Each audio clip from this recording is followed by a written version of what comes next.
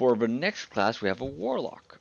Uh, Warlock deals a lot of damage, and you can actually kill your own teammates quite easily, which surprised me. So, take it as you want. I like Warlock. I actually really like Warlock. And the Eldritch Blast is so good. Always like the Eldritch Blast. You have two subclasses for the Warlock, the Fiend and the Great Old One. You want to be Cthulhu or you want a Fiend. Currently, I believe the Fiend is better due to you getting the Dark One's blessing. Normally, if you pick the Great Old One, you become able to telepathically communicate with other races. But due to already having that skill from the due to your parasite in your head, you don't get anything from the Great Old One currently. So Fiend is, in my opinion, the strongest. When choosing your cantrips, always choose Eldritch Blast. Blade Ward's kind of up to you, but always take Eldritch Blast. I personally prefer something like Chill Touch. Sadly, there are a lot of undead, so it's not as strong due to it's very strong, so you also get the disadvantage. So it might actually just be worth taking the Chill Touch.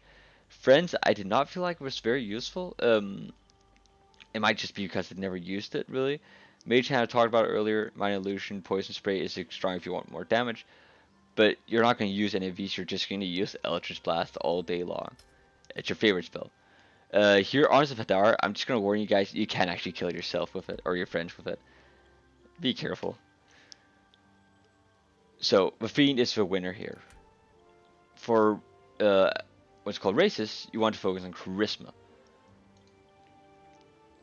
The elves are not very good due to them. You don't get anything from the elves that is strong for the warlock. But same with the tiefling is one of the better races for a warlock. Definitely the Sariel if you want to go strength tiefling where you can actually punch stuff very hard. If sadly we do not have the what's it called, the melee tiefling melee warlock currently. So take it as you want. I don't think it's worth going melee warlock currently. But that's up to you. Lowsworn does give a dex, over the Drow does give a dex and charisma, which is very nice due to giving dex. You're able to take less damage because you have a high AC, and you're also able to hit better if you want to use your bow instead of Eldritch Blast. I cannot imagine a world where you want to do that though. So, human, I don't like human still. Give Yankee is a really bad race for Warlock. The same with the Dwarf. The Half Elf is the strongest race by far. You're able to take the Dex +1 of Constitution +1, King +2 to Charisma. You get everything you want in one big pool. For what you take for a cantrip, you're not going to use any other cantrip and Eldritch Blast, so you might as well ignore that. The Wood Elf is probably the best with a Drow giving you Dancing Light, but the Wood Elf gives you a Mask of the Wild, which is probably a bit better. Honestly, it doesn't matter. You get +2 Charisma, +1 Dex, +1 Constitution.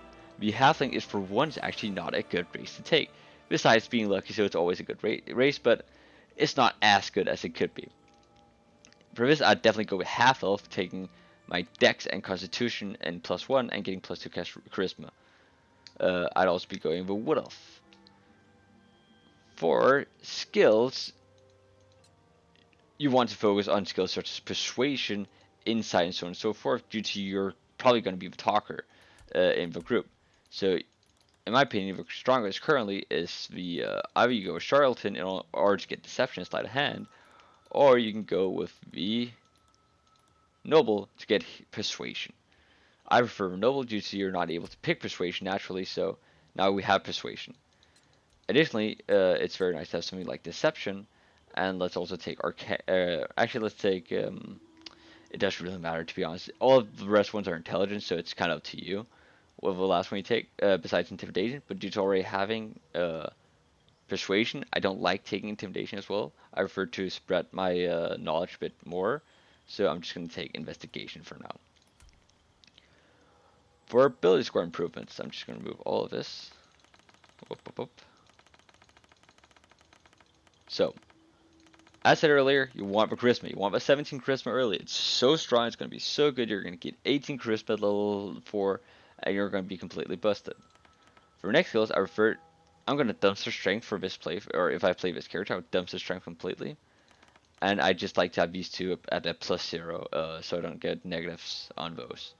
Strength, the only skill that actually works on it is Athletics, and when you punch with melee weapons, and you're not going to do that. So I'm just going to completely ignore it.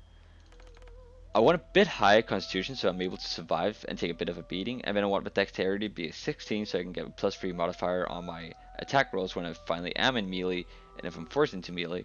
I'm a +2 on constitution, and I get a high AC. I'm a +2 to constitution to get a bit more health. But constitution also works really well if you're going to be fiend, because you get the Dark One's Blessing, which allows you to heal just that bit extra and have that bit more health. So, or it doesn't allow you to heal extra, but you just have more health, so you're able to pump more into it. And that is my opinion about the Warlock.